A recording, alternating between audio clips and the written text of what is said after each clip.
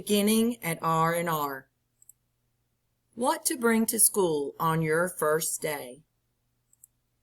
Your backpack. No rolling backpacks, please.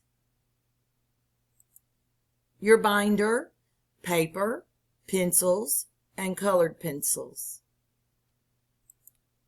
Your Chromebook and charger. You will also need earbuds, your very own pair. A water bottle. No water fountains, but plenty of water filling stations. Journals. Anything you've been using at home to take notes for your classes. Your lunch or lunch money. If packing your lunch, remember to bring something that doesn't need to be heated up. Know how you will get home at the end of the day. Are you a car rider, a walker, or a bus rider?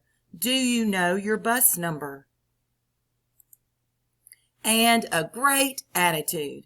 We're looking forward to meeting you face to face, and we are so excited about you being part of the Robinson family.